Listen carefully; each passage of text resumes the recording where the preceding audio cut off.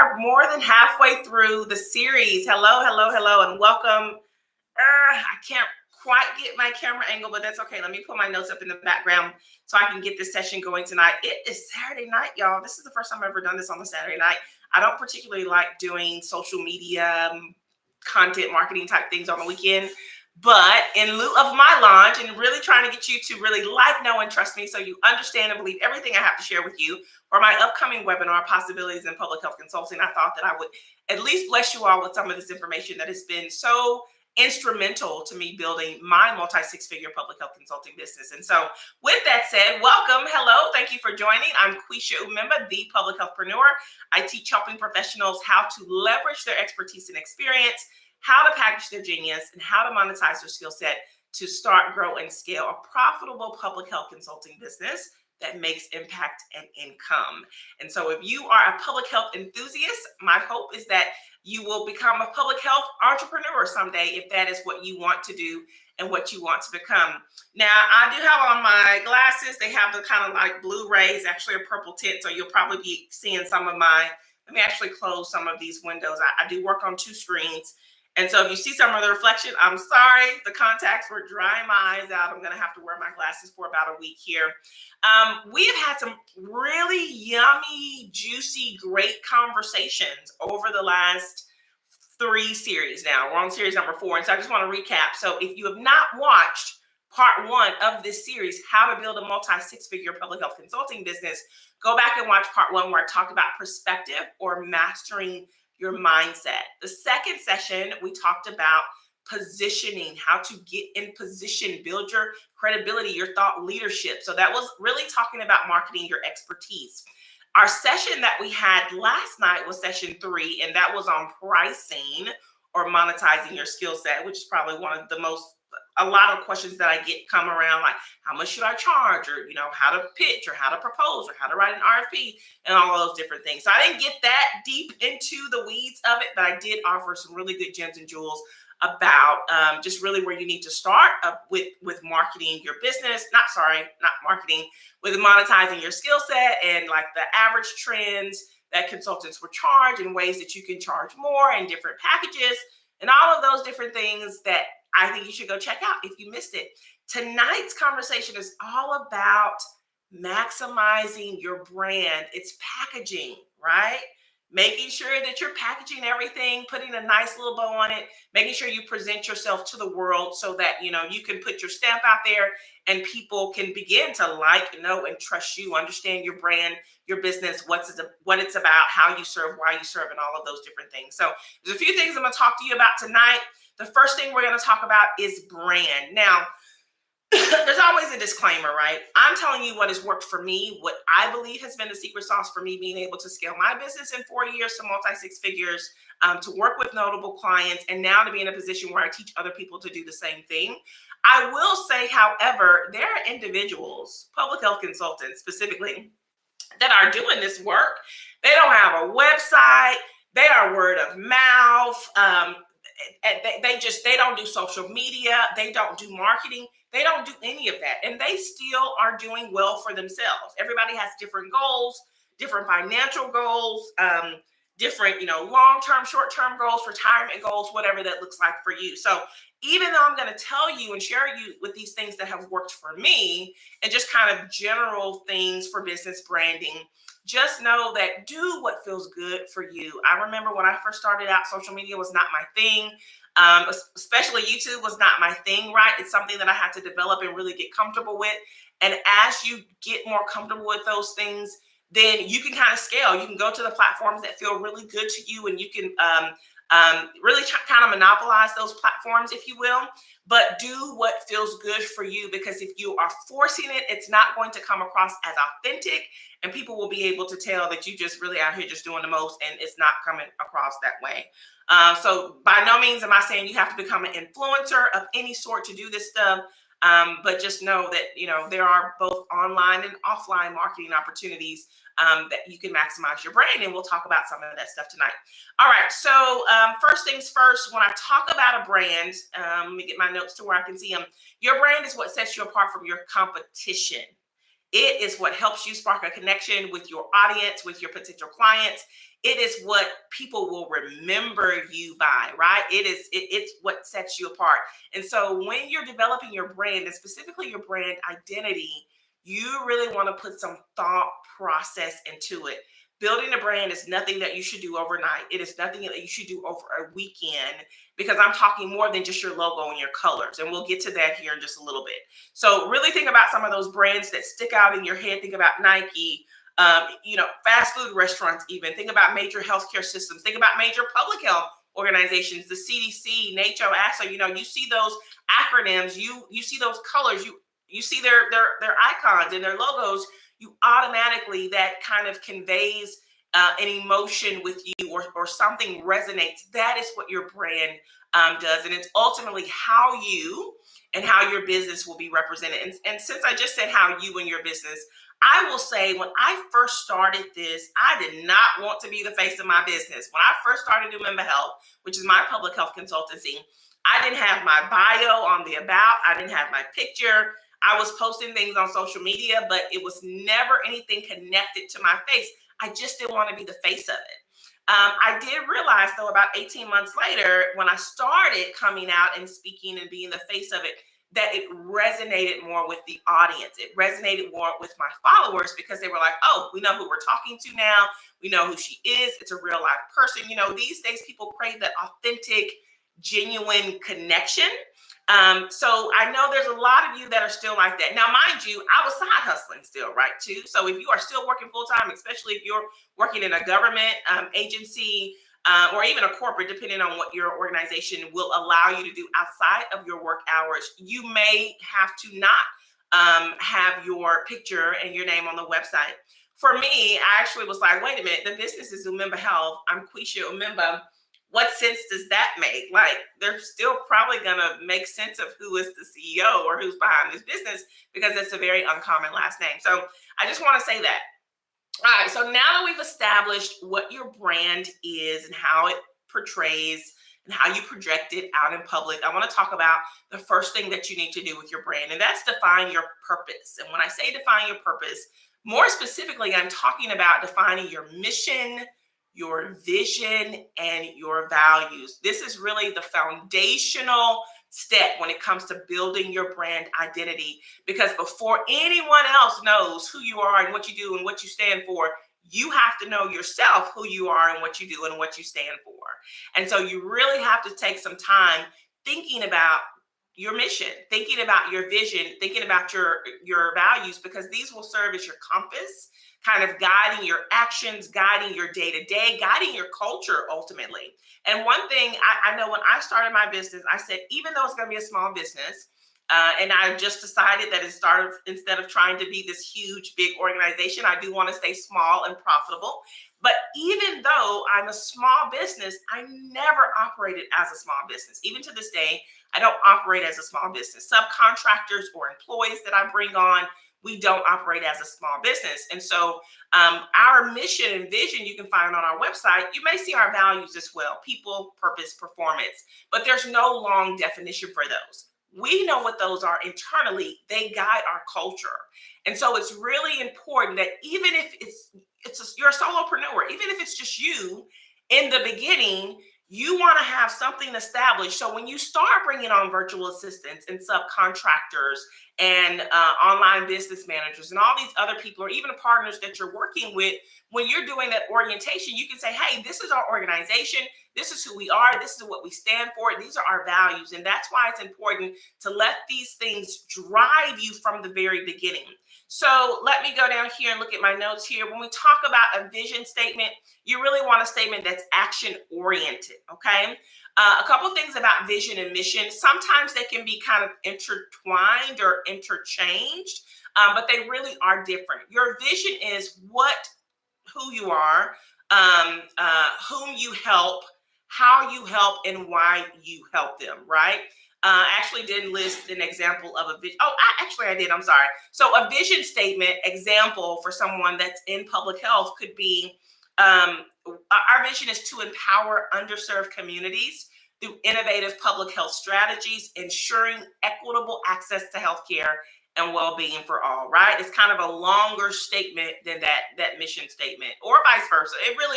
It's different depending on different organizations. Our vision statement for our consultancy is we envision a future where public health is revitalized by a healthy, skilled, compassionate, and diverse workforce. Okay. So I've neglected to say, but when you think about the mission and the mission is where you are right now. It is what you do and what you work on and what you strive on every single day. The vision is where you're going, right? And so the mission helps you get to where you are trying to be, the ultimate mission, the ultimate vision. So we envision a future where public health is revitalized by a highly skilled, compassionate, and diverse workforce. Now, what is our mission? What are we doing every single day to help us get to that vision? Well, I'm glad you asked. Our mission is to transform public health through comprehensive workforce development.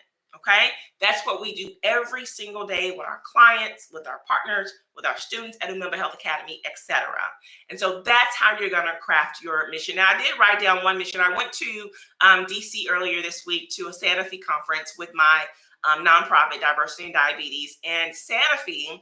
Their mission is we chase the miracles of science to improve people's lives. I love that. I love it every time I see it on their website, or if I see it on a banner, I see it on their presentations. We chase the miracles of science to improve people's lives. So really just think about that. Sanofi is one of those organizations. They're a huge conglomerate, but I really do believe that they walk the walk, they talk the talk. A lot of times you don't see that in big organizations. That's that mission that drives them every single day. All right, so mission, where you are right now, what you do every single day, how you serve your clients, partners, students, your network, etc. Vision, where you're trying to go, what you want to see in the future, health equity for all, something kind of like that. That's what your vision is. All right, when we talk about values, that is a list of your core set of values that really is the soul of your business. They align with your mission and your vision. You should review and revise them often. When I first started my business, probably about 6 months after I wrote my first set of core values, there were 10 of them. I could not remember them, and I didn't refer to them quite a bit. Again, I was a solopreneur at that time, but I always had business coaches, so I was always trained to always get my internal processes and my internal kind of development of my business together, even though, again, I never worked as I was a small business, even though it was just myself in the beginning. A couple of years later, I then revised to about 7 core values, and we had everything like equity and fun, and it was all of these kind of buzzwords that you hear, collaboration and partnership and all of this stuff. And so last year, I actually did a lot of soul searching, a lot of really thinking about what are we doing right now that, one, what do people come to us for? What are we having the biggest impact? What do we love doing so much that we could do for free? And where do we really envision this organization going in the next 5 years, 10 years, 15 years? And so we revamped our vision, which I just shared with you. We revamped our mission to transform public health through comprehensive workforce development. And we revised our core values. We have 3 core values now: people, purpose, and performance. And if you go to the website, you'll see those listed, but you won't necessarily see the descriptions. The descriptions are internal to me and my team, and we live them, we breathe them. They are, literally, if the mission and vision are the heart, the values are the soul. Everything we do is for people, for purpose, and for performance. And so really think about what your business and how you serve and who you serve, what are going to be those core values that guide you. Those are the first steps, or that is rather the first step to really creating your brand. Now, the next step is to craft your brand identity. So there's a lot of steps that are involved in this, or a lot of things that you should consider. When I talk about your brand identity, I'm talking about the visual elements that the outside world will get to know and understand you by. I'm talking about your logo. I'm talking about your design.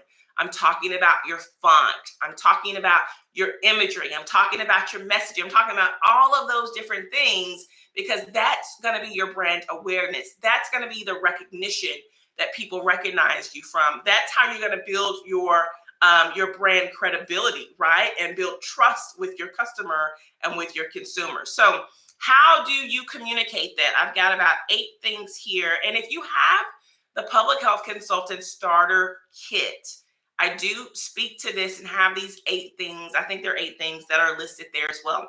So the first one is a logo. Everybody knows what a logo is. If you don't, it is a visual depiction that grabs the attention for your business. So if you go to my website, umembahealth.com, you'll see that our logo is the world.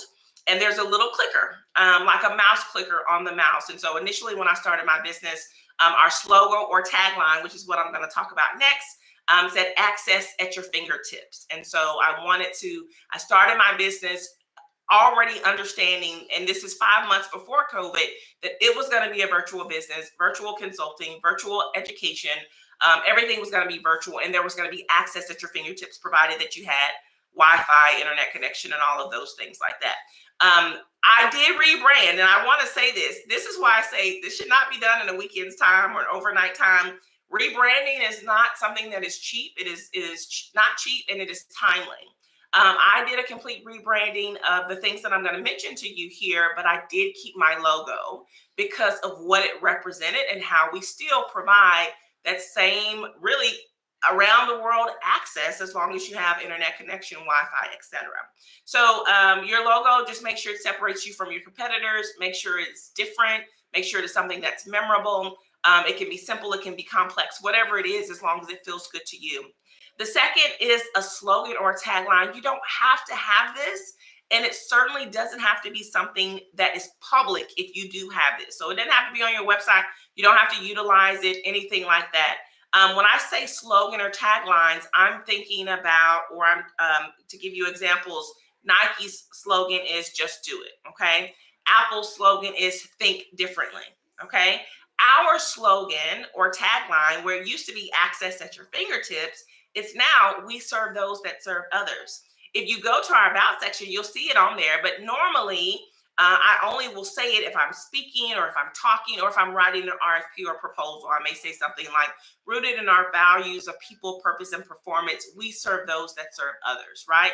And so again, it's just the core of who you are, and it helps you just be reminded of your mission and your vision and your purpose every single day. But again, you don't have to have one.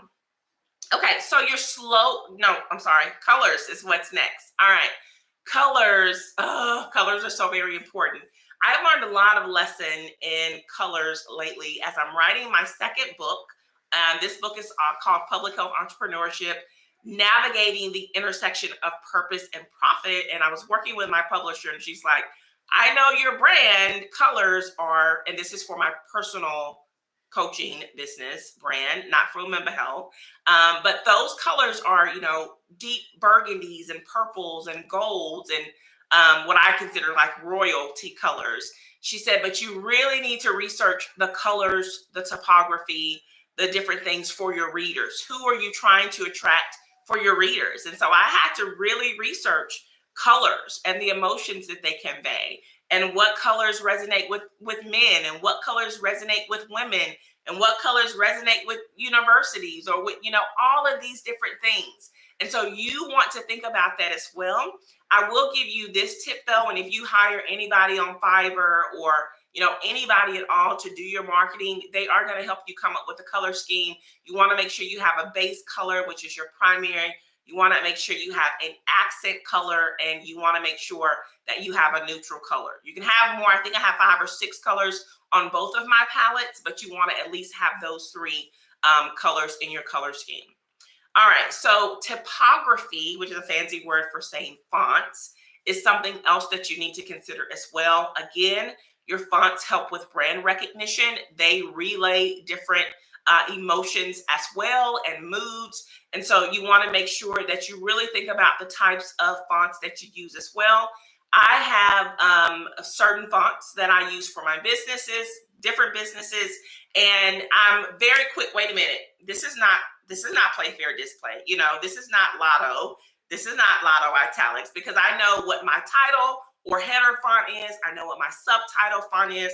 I know what my paragraph font is, which are at least the three different fonts that you want for your brand. So make sure you think about that as well. Make sure you stay consistent with it. So I know a lot of people like to have fun and play around with fonts. You go to their social media, there's a lot of different fonts and things going on. That is fine. But when it comes to, putting together your marketing, your flyers, your brochures, your website, all of those things, you should not. And my cousin is a marketing and branding genius.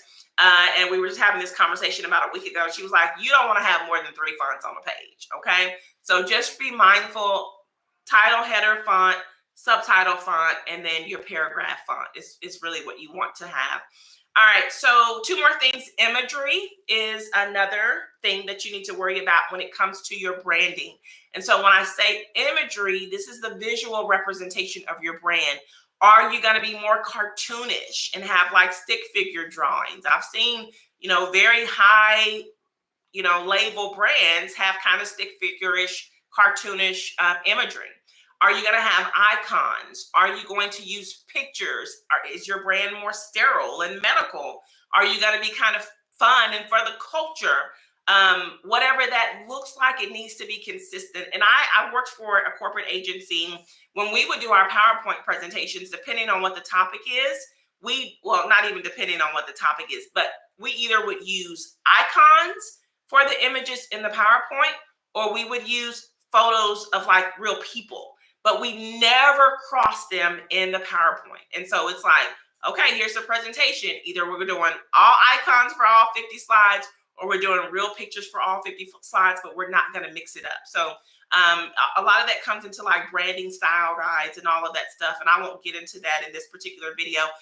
We don't particularly have a style guide. We do have our branding guide that we kind of stay within when we're creating things. But just know that your imagery is extremely important as well, because that also conveys your brand and it may resonate with people a certain type of way.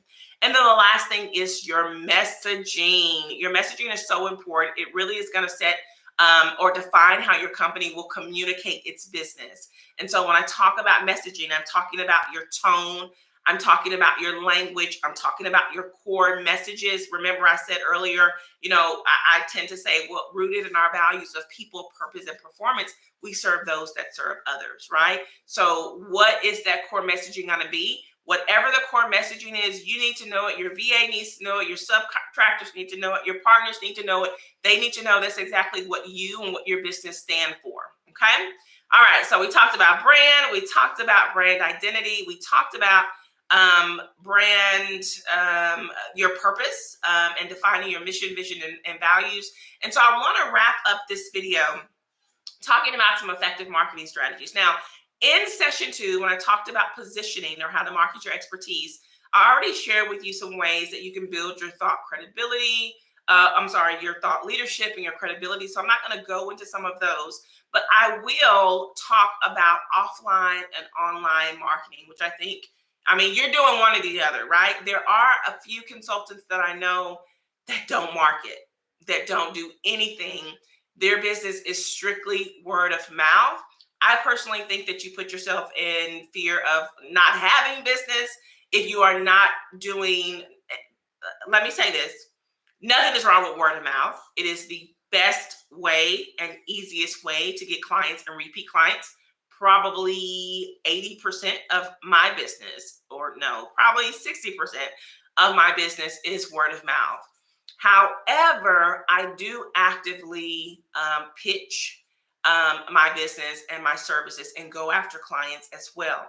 I do know some not public health professionals, public health consultants and entrepreneurs that don't do any of that, right? They're strictly 100% word of mouth. And why I think that poses some risk to your business and to your bottom line.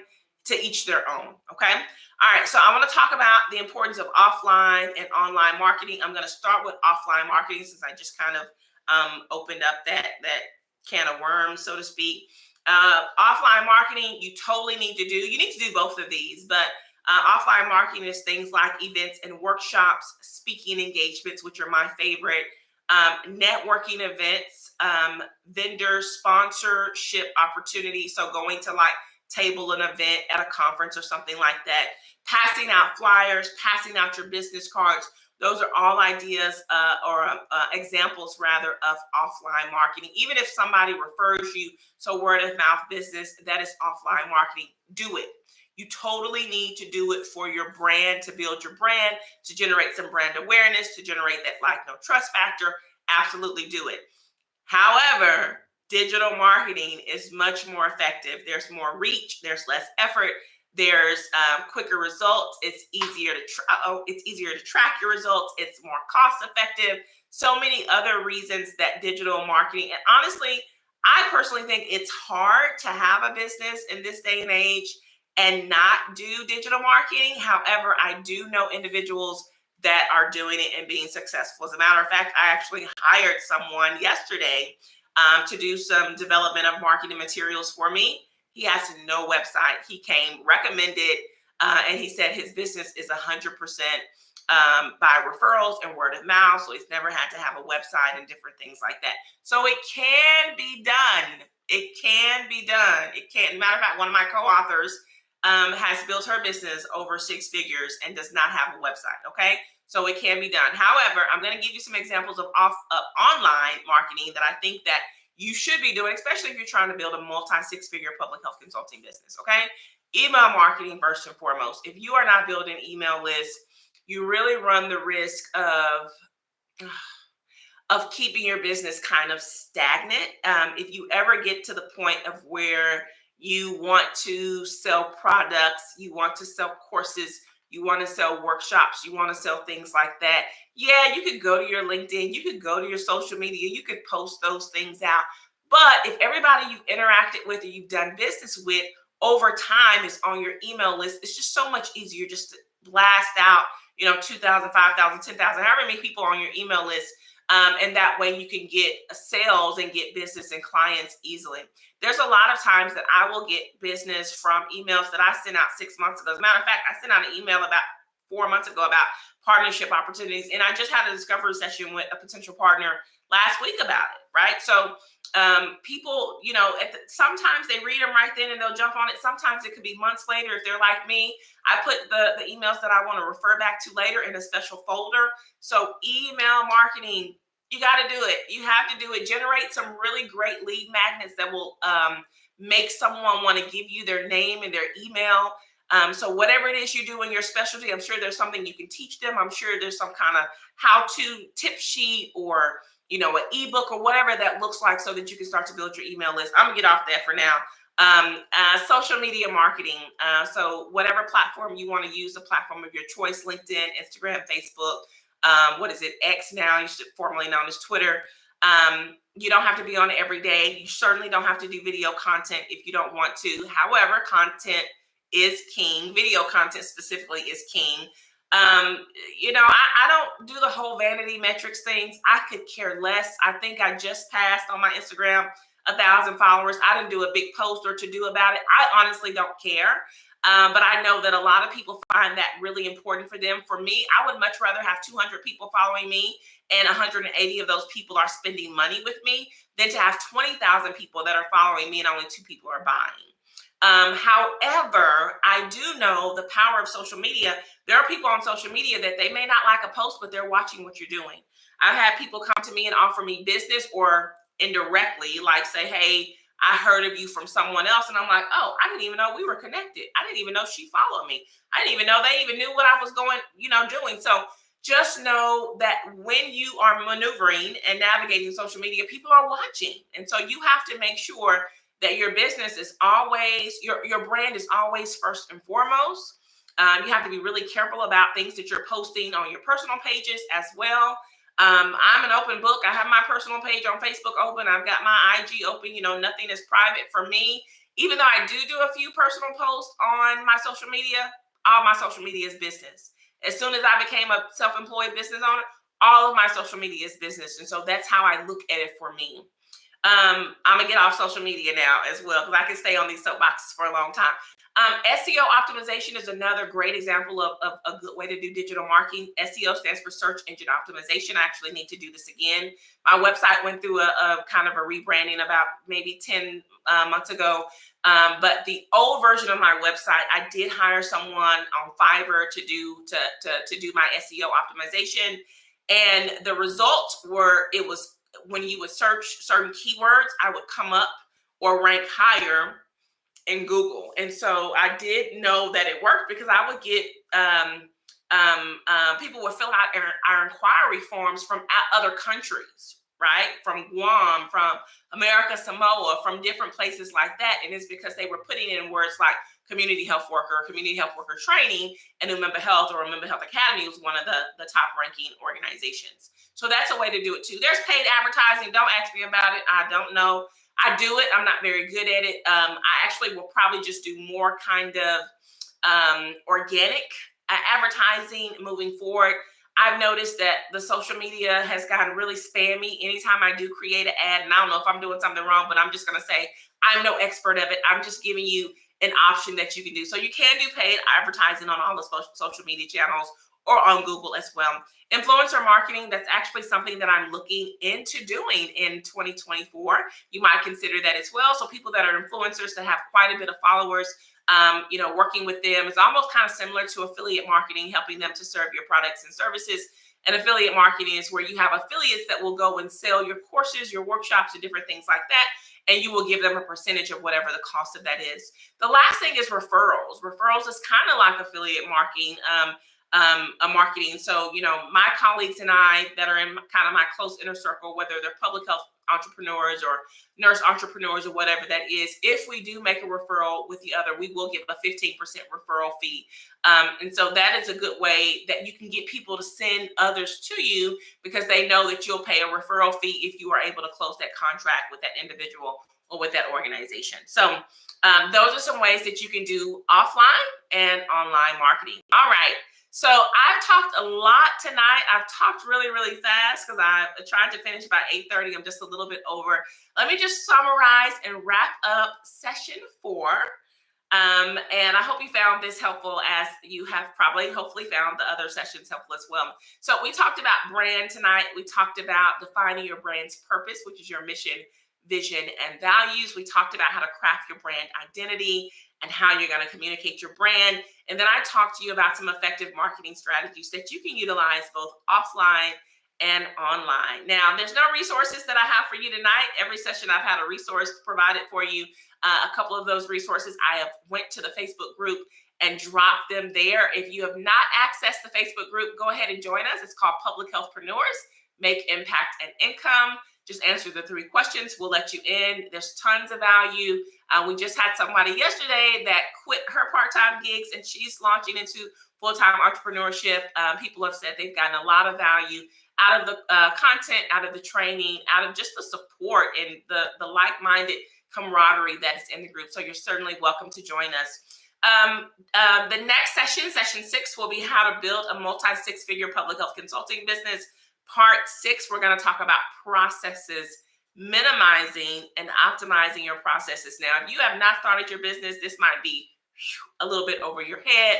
But if you are in your business and you're kind of in that grow or that scale spot, this is going to be perfect for you. I always say when I automated my processes, when I really started getting my SOPs and kind of streamlining my day-to-day activities, I saw a direct effect on the bottom line of my business. And so this is just one of the steps in my Ready.Start.Launch program, which is really, 1/6 of the kind of formula of the secret sauce that really helps you to build a multi-6-figure business. Download the Public Health Consultant Starter Toolkit if you have not. The link is below this video. And register for my free webinar. There are 150. Last time I looked, 150 of your colleagues have registered for the webinar, Possibilities in Public Health Consulting, How to Go from Public Health Expert to Public Health Entrepreneur. It is February the 7th at 6:30 p.m. Central Standard Time. If you miss it, you miss it.